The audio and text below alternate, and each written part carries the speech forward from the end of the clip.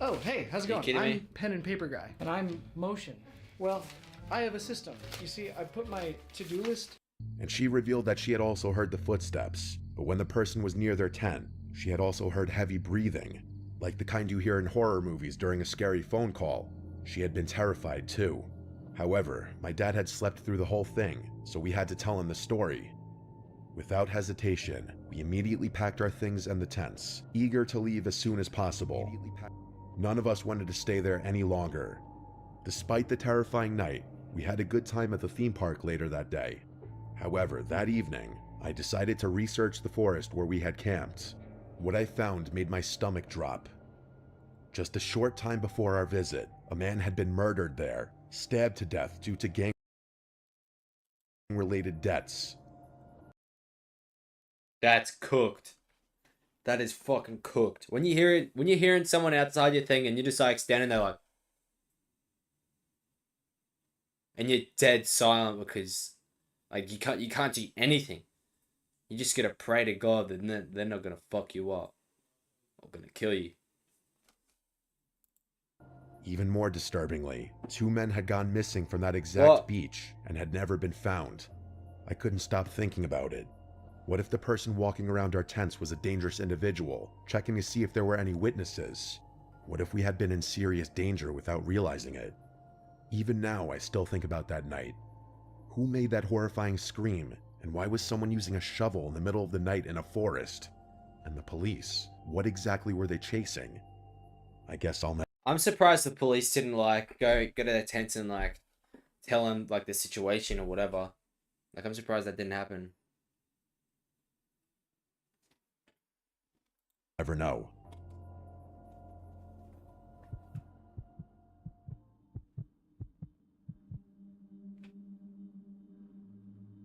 This is a story that still haunts me when I think about it, even though I was so young when it happened. 6 is around the age where a lot of my childhood memories start to become more clear. I have one sibling, my older brother Keith. Keith is 2 years older than me, so at the time he was 8. When I was 6, I had a strict bedtime, 8:30. If I didn't abide by it, or our dad caught either of us up past our bedtime, we'd be in serious trouble.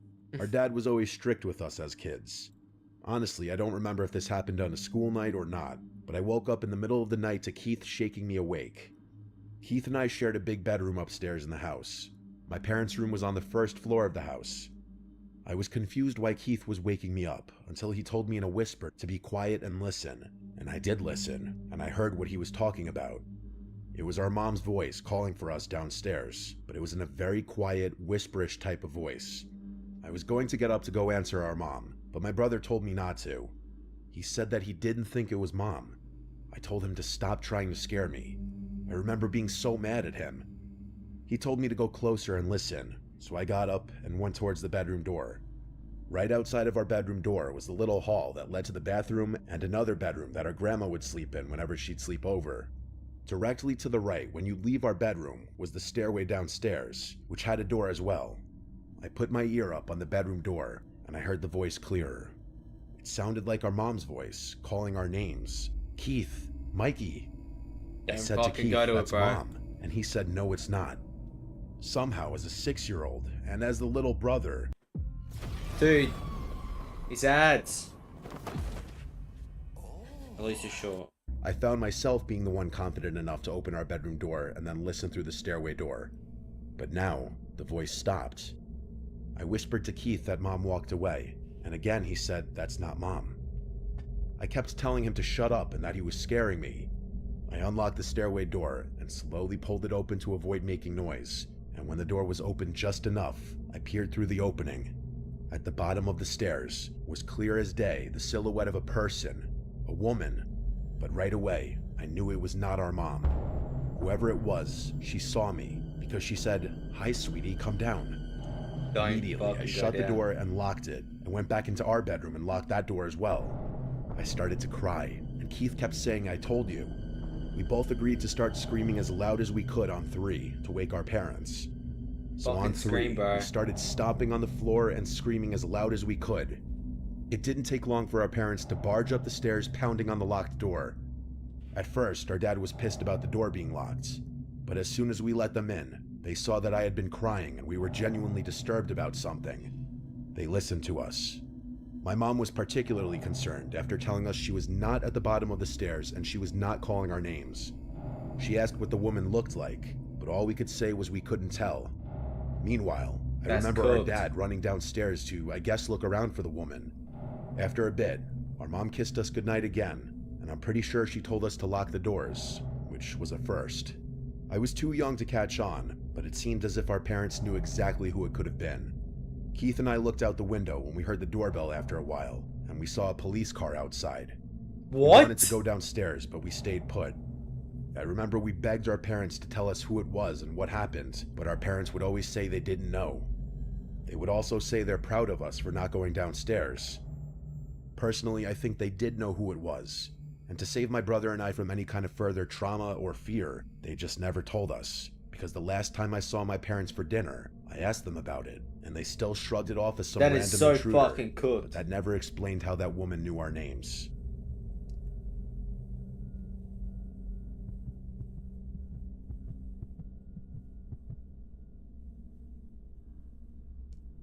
This happened when I was 16. I was still in high school.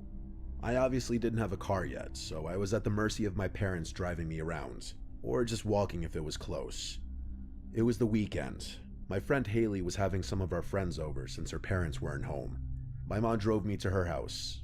Haley lived close, about a 3-minute drive and 20-minute walk. My mom was single at the time, and she also liked to go out too, so she told me that if she's out late, then to just walk or get a ride home, which meant she was going on a date. A few of our girlfriends were at Haley's house, Tina, Courtney, and Belle. The 5 of us hung out in her backyard for a few hours until some boys from our school unexpectedly showed up. By unexpectedly, I mean Haley didn't tell me she was inviting them. The reason I was annoyed by this was because one of the boys that showed up was a boy I had some annoying history with and didn't really want to see. Haley thought she was being cute and sneaky by inviting him there against my knowledge, because she for some reason wanted him and I to work things out. It was just an awkward mess. There were 4 boys and 5 girls, including me, so eventually, I just decided I wasn't really feeling it. So, after a while, I left. I'm sure after I left that some of the others started to leave shortly after because it was already late, but I just didn't want to be around those boys. I made sure to let Haley know how pissed off I was over texts as I was walking home, and she kept saying, "OMG, come back." She apologized and I forgave her, but I still just wanted to go home. I walked for like 5 minutes until I slowed down. I thought I heard footsteps behind me, and when I slowed down, I confirmed I heard footsteps that weren't mine.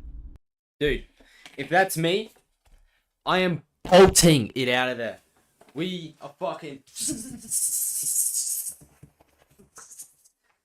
We are fucking out of there. Adrenaline is pumping and we are getting out of that situation. Nobody is catching up after me, bro. I'm gone. I'm gone. You're not catching me, bro. You're never gonna see me ever again. We are gone. I turned around, and there was a middle-aged man with a hood up over his head and his hands in his hoodie pocket. He was smiling, looking at me, and said, "How you doing?" I responded, "Hi," and just turned and kept walking. We were in the suburbs. People are walking around. It's not unheard of, even if it was late. 5 minutes more passed of me walking, and every time I'd glance around, that man would still be behind me, more or less the same distance away. Maybe So he's a little just following closer you. each time I looked. It was not a straight path home. I'd have to make multiple turns onto intersecting roads to get to my house, and each turn I made, he was still there. I was texting my friends about it, and then the man from behind me said, "Isn't it such a nice night? Love this weather." I replied back, "Yeah," and that was it. I started walking just a bit faster, but not enough to draw suspicion like that I'm running away. The man spoke again, and every time he opened his mouth, part of me died a little more inside. Like, why was he talking to me? Why was he following me? He asked, "Are you from the neighborhood?" I replied, "No." I was making my answer short and firm. The man chuckled. I started asking all my friends for help, to send one of the guys to come pick me up. Ironically, the boy who I was trying to avoid was on his way to come get me. I'll just nickname him Brandon. The man behind me then said something that changed everything. He said, "I'm not gonna hurt ya. You live by the elementary school, right?" I'm not gonna hurt you. but I'm gonna make you enjoy this. Dude, if someone's saying, I'm not gonna hurt you, what do you mean by that, bro? You're not gonna hurt me. You've been following me for like 10 minutes straight. I'm not gonna hurt you. I'm not gonna hurt you. Bro. That guy's cooked. Bro, that guy is getting cooked up. I'm not letting that slide. You can't be telling me I'm not gonna hurt you. Bro, that is cooked. I turned around, and he stopped in his tracks. He was still smiling, but now his smile seemed more disingenuous, more sinister. I screamed, "Leave me alone," and started to run. I heard the man running behind me, catching up to me. At that point, it was my life on the line, so I started screaming bloody murder. I started screaming, "Help me," for everyone in their houses to wake up and hear. The man dropped his nice guy facade and said, "Shut up, you little bitch." My screams definitely scared him off, because he obviously didn't want a bunch of witnesses. Bro, these are the ads that get me fucking banned. Dumbass Ladbroke ads. He ran away into the darkness, and I saw some lights in the houses around me turn on. One couple came out of their house, and I explained I almost got kidnapped. I stayed there in front of their house until Brandon arrived to pick me up. He drove me home. It was only like a 1-minute drive after that. My mom wasn't home, she was out, and she wasn't answering my texts. I didn't want to be alone, so I invited Brandon in to stay the night. I know he was the happiest camper alive. But it didn't end there. What? We were up late just talking and reminiscing about old followed times you home. when we both heard footsteps circling the house. My room in that house was upstairs facing the backyard. We heard the gate to the backyard opening. My mom would never enter through the backyard, so something was off. That's fucking cooked. I held back from yelling out, "Mom," and instead, Brandon and I just looked out the window, watching. We didn't hear any more sounds. We were expecting to see someone walking around the yard, but instead, we both heard a man's voice say, "I see you up there." I let out a very audible gasp and I stepped away from the window. Brandon yelled out something along the lines of, "We're calling the cops, you pussy freak." That's exactly what we did. Brandon, bro. The fact that this man knew where I lived, he probably knew who I was. What if he knew I was going to Haley's house? Brandon did a lot of the talking on the phone with 911. Looking back, I know he tried really hard to be the man in the situation, and I appreciated that. I was honestly so happy he came inside. The cops showed up, and their presence just made me feel safer. Even just giving them a description of this man made me feel better, like at least something was done. My mom got home soon after, and she was just as freaked out as I was. They kept a police car parked on the block for a few hours as a deterrent, thankfully. From there on, I didn't do any walking at night. I was even scared to go into our backyard after that. My mom had to have our uncle come over and install an entire security camera system. He made no effort in hiding them. They were on full display to— If that's me right there, like, oh, yep, get 2 German Shepherds, yep, and you're good. One inside, one outside. One inside, one outside. One German inside, one German outside. German Shepherd, not German. Like, bro's not getting in if I got fucking security dogs. Get fucked. to deter that creepy man and any other creep from coming to that house. I'm glad to say that the story ended there, because this incident also prompted my mom to sell that house about a year later, just because she hated seeing me living in constant fear in that house. W fucking vid. W vid.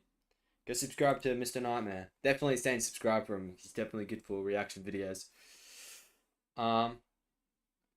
Who should we watch next? Who should we want to watch next? Oi, W for the follow, bro. Really appreciate it. Daddy just followed. What's good, bro? Let's fucking go. What video? We just finished watching this video. It's actually cooked. Someone's gone into your backyard, like, bro. Bro, if someone's gone to my backyard, bro, and saying, oh, that is actually crazy. Okay. Should we watch scary stories, or should we watch like a documentary or something? Gang, do I react to games? What, like new games?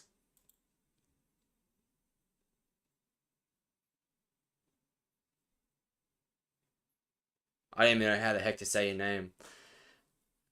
Abdub, that's your name. Horror games?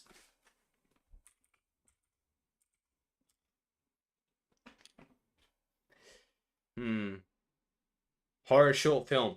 Horror short film. Fuck. I don't want to watch this.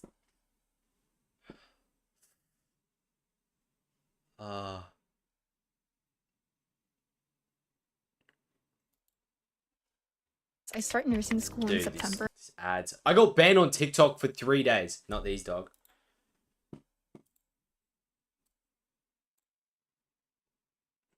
Like horror games.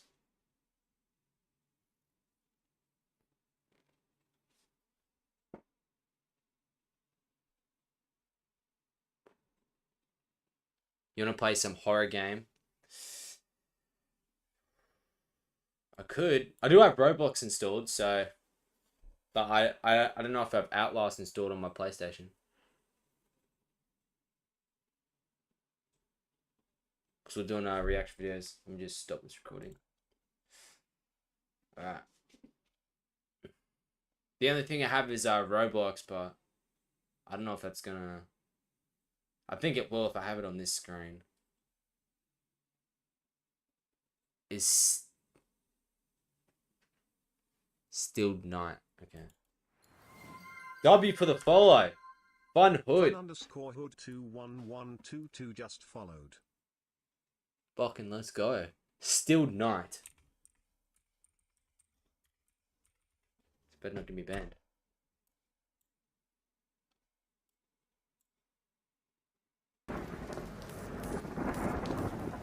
Oh yeah, I'm getting fucking scared off that game right there. Yeah, I see it.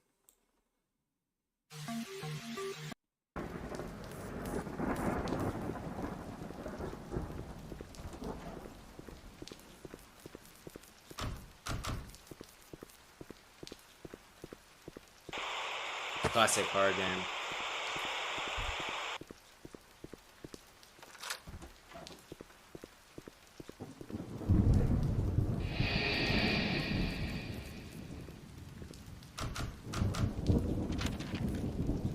Is it free? And where do I get this game? Where do I get the game?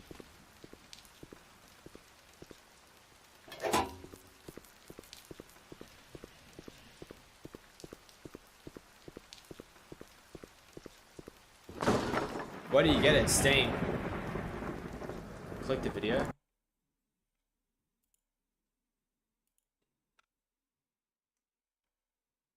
It's just like a...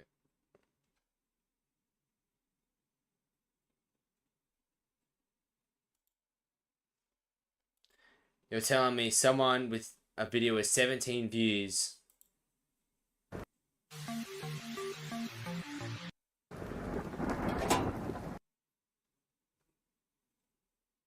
The Still Night.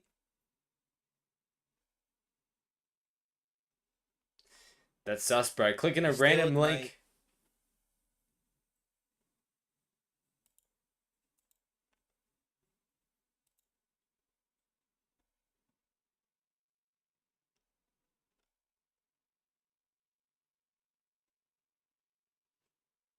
Clicking a random link. That sounds like the most stupid thing ever. Why would I do that?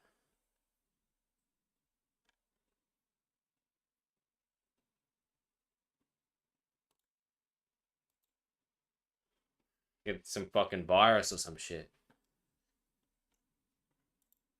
Let's get into it. See what it's hitting for.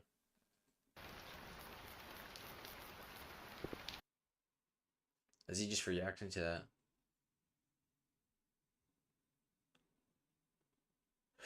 I will check it out. I will check it out on I'll definitely write that down for Friday, because that's when I have my days off. I've Friday, Saturday, Sunday off, and I'll have plenty of time for me to like check out those videos. If you want, I can go into like a Roblox play a game, but I know what we can do. We can search up horror jump scare. Try not to get jump scare.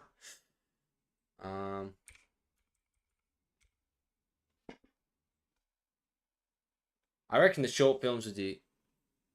Nah, I don't have too much time. I only got an hour left. I way prefer to do something like this just because, like, content, bro.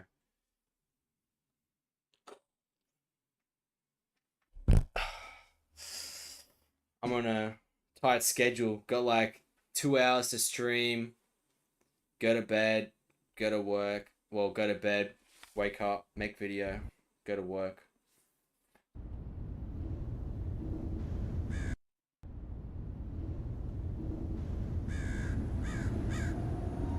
See if this is any good. I don't know how to get rid of this yellow outline around my thing, but Evening check-in. All clear up here. Copy that, Toma. Sweet dreams.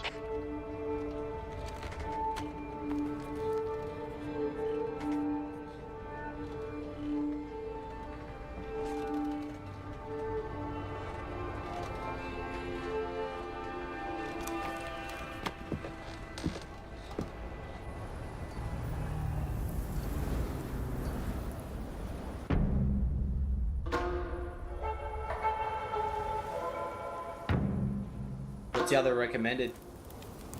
What's the other recommended game?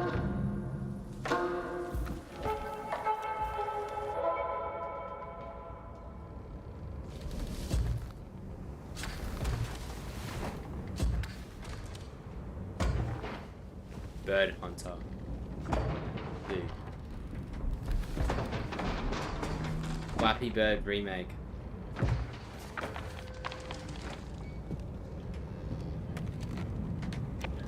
Tell me to base. Did you send someone up here?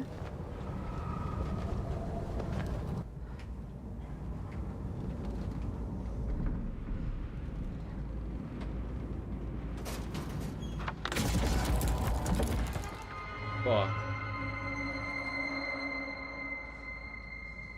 I'll definitely have a look at those games. Please, can anybody hear me? I need help.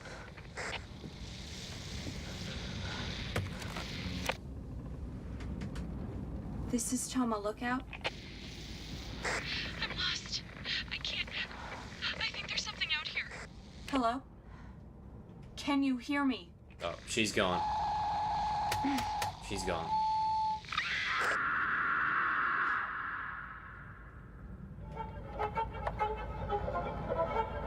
Dude, where's your fucking weapons at? You got a walkie-talkie.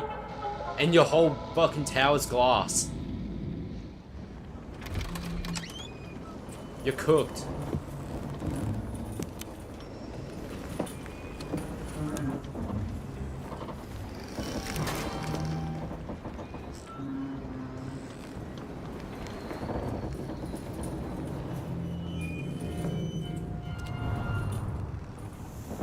What the fuck is this tower?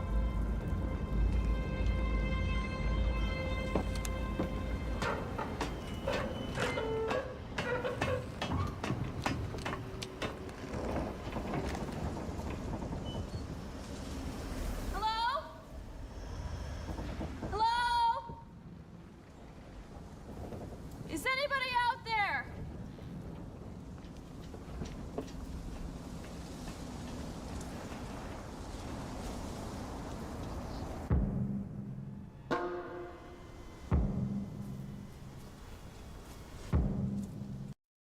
Classic horror thing. We're just gonna walk into the woods. Like, I heard a scream, I'm gonna walk out with my fucking torch, and then I'm gonna see the monster, and then monster's gonna kill me. Idiots. I'm staying up in that fucking tower.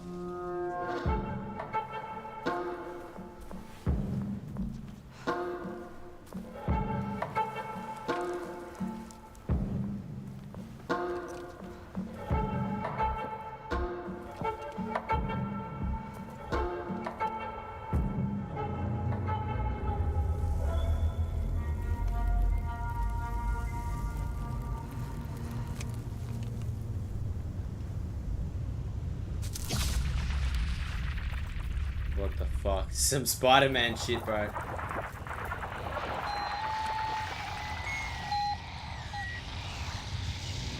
Classic dumb people, bro.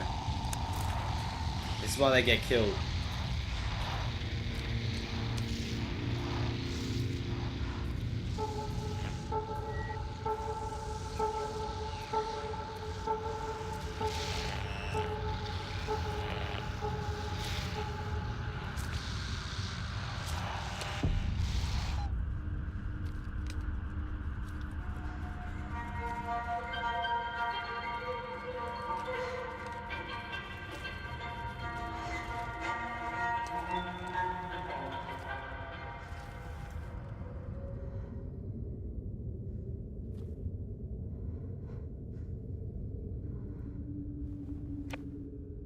Hello?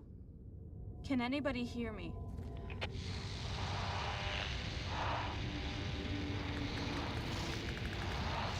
I can hear you. What's your location? Where are you? I don't know where. I'm so lost. Please help. That's bait. That's fucking bait.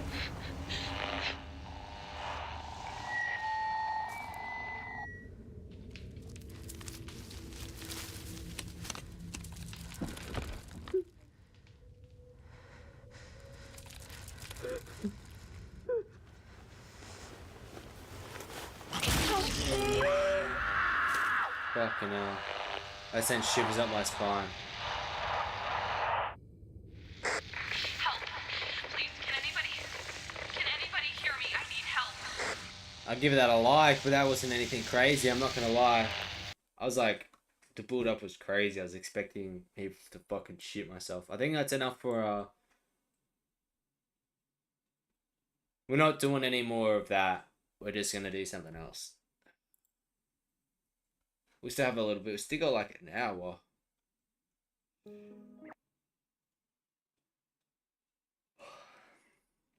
Still got a bit of time to do reaction videos.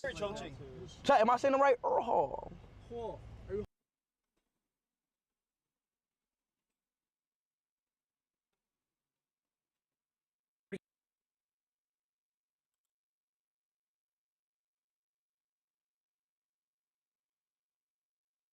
Hmm.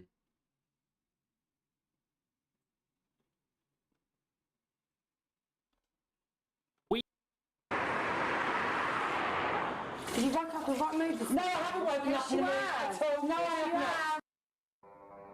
I'm finding it really difficult. My bag is already packed. I'm just gonna grab. These are 5 of the scariest stories ever told on the Joe Rogan Experience. Something about. Think UFC is brutal? If I were to ask you who you are, what? Open is widely regarded as the. Today. What video should we watch, chat? What video should we watch? Every now and again.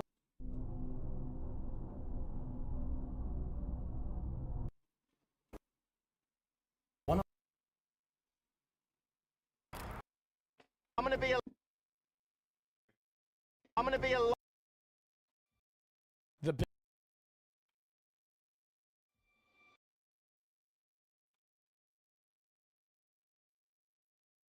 Have you ever wondered?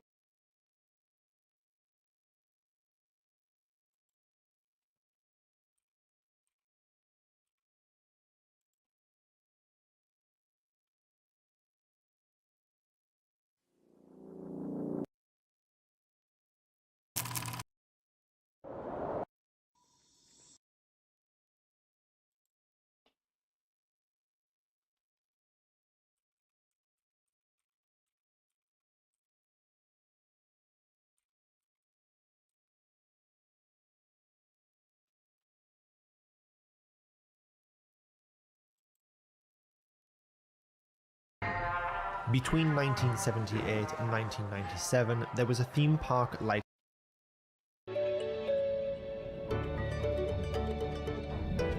You were made to take secret routes to scenic spots. The world's deadliest theme park, the true action. Fuck.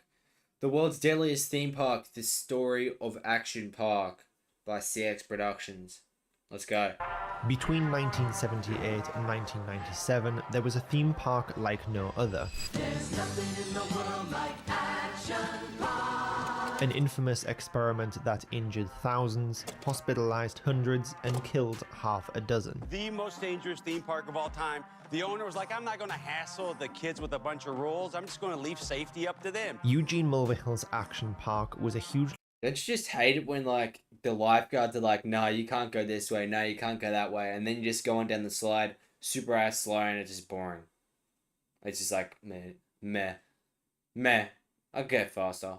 popular and much loved New Jersey attraction, remembered fondly for its experimental and thrilling rides, but also for ending in bankruptcy, scandal, and tragedy. A lot of people got hurt over there. As you can see, it was like extreme sports. They nicknamed it Traction Park. A slight alteration of its official slogan sums it up quite well. Action Park, where you're the center of the accident. In today's video, we're going to dive into the strange world of America's deadliest amusement park.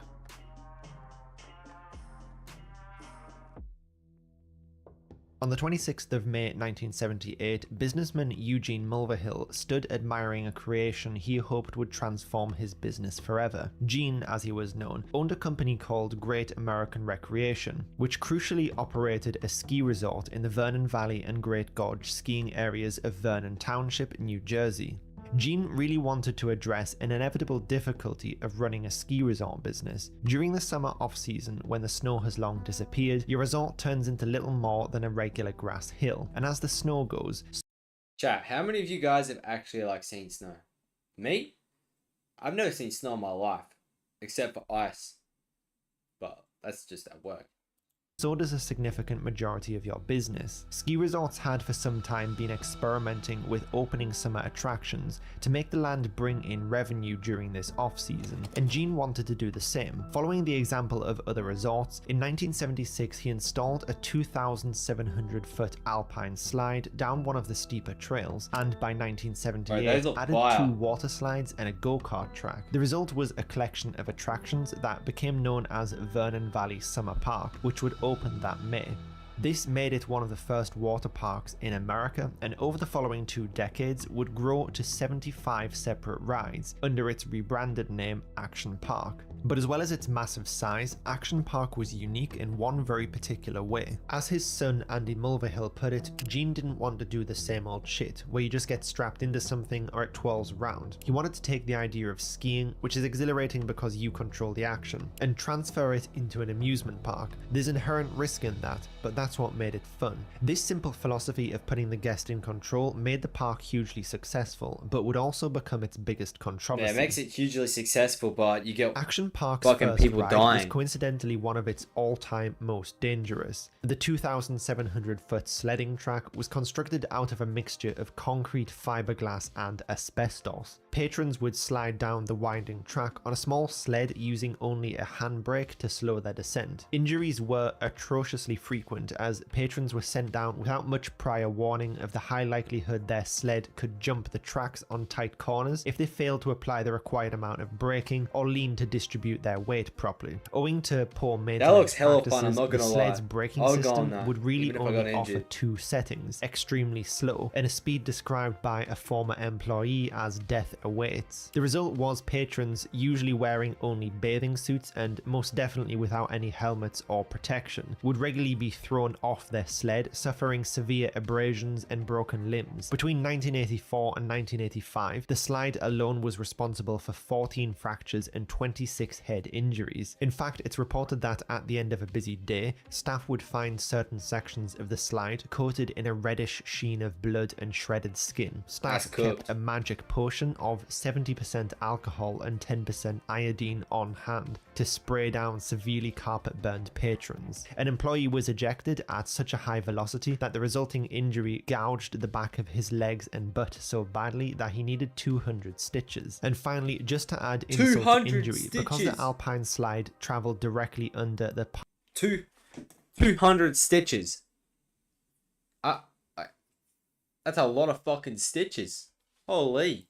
park's former ski lift, those riding would routinely get spat or urinated on from above. The slide was located at the Alpine Center, one of the 3 main sections of Action Park, the other 2 being Motor World and Water World, which housed the vast majority of the park's rides. The nearby skateboard park was closed after only a single season due to inadequate build quality. The skating bowls were separated from each other by pavement, which in many cases did not match the height of the bowl edge, meaning boards would get stuck on the lip. A former employee commented it was responsible for so many injuries that we covered it up with dirt and pretended it never happened. And in fact, some of the rides were so dangerous they never even managed to open to the public at all. The Bailey Ball was such an attraction, essentially a large steel sphere with industrial roller wheels bolted all around the outside, creating what can only be described as a replica World War II era anti-submarine mine. The idea was a human rider would be secured inside and rolled downhill on a PVC pipe track. However, when the state inspector arrived to see the ball in action, the summer heat had expanded the piping, causing the ball, with a man inside it, to fly off the tracks, rolling down the steep slope uncontrolled and traveling straight through the parking lot across Route 94. Dude, imagine being that tester. You better be getting paid bank if you're risking your life for these like crazy fucking contraptions, because that is rolling down a hill into a fucking car park. That is cooked. And finally coming to rest in a swamp. It said that the inspector watched silently as the ball came to a rest before promptly leaving without saying a word. Management abandoned this masterpiece. You serious, bro? After the first season, in 1978, Gene sought to expand his park, believing the best way to do this was, quote, by legalizing drunk driving, in a collection of attractions known as Motor World. The first ride of note here was the Grand Prix track, featuring three-quarter size Formula One races that could travel at over 50 miles per hour. If that wasn't concerning enough, the park operated an alcohol drinks bar only a few meters away. Patrons would ride these races drunk and often underage using a fake driver's license. One employee actually broke into the park in the middle of the night, stole a Lola Racer, and disabled its inbuilt speed limiter before taking it for a joyride down Route 94. Police reportedly pursued the employee at over 90 miles per hour for several miles before he was apprehended. Similar to the Lola Racers were the super go-karts. Drivers were not required to present a license here, which would not be so concerning were it not for the fact that the inbuilt speed limiter could be disabled by wedging in a tennis ball, enabling patrons to fly around at speeds reaching 50 miles an hour. A particularly unique injury that would occur here is that because the carts ran on petrol engines, the fume inhalations would regularly make patrons sick, and sometimes the gas caps would fly off the carts as people drove along, splashing out the liquid fuel and hitting drivers further behind in a kind of Mario Kart style attack. The super speedboats suffered a very similar issue. A tamer attraction nearby called bumper boats took the idea of hitting cars into each other and then put that on water. The problem was not with the bumper boats ride itself, more that patrons would treat the faster super speedboats as bumper boats, smashing the flimsy boats into each other at excessive speeds. Anyone too tall would have to dangle their legs over the side, and you can imagine just how regularly this caused lower extremity fractures. The engine fumes also coated the lake water.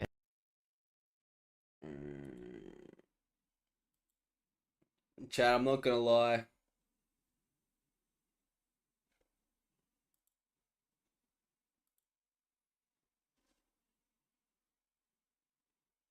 I got a fucking badass headache.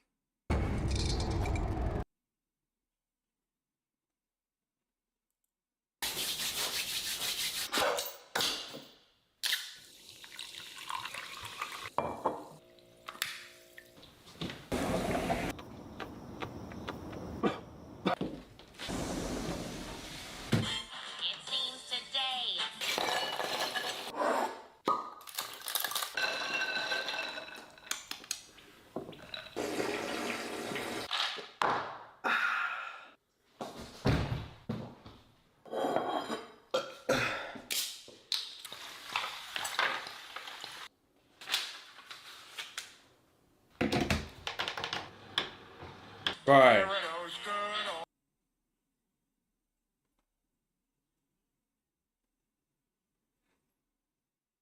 There's no way this is allowed on fucking Twitch. I am very sorry about that. Like, bro, there's no way that's on YouTube Shorts. What do you hear? What do you say? It is Cool Man Van back in the butt naked world. That's cooked. Okay. That's it for today. Thank you for everybody who's watched this far. Really appreciate the 2 followers on Twitch as well. W's in the chat. I got a badass headache. And I don't really know what else to say. But hope you guys have a great rest of your day.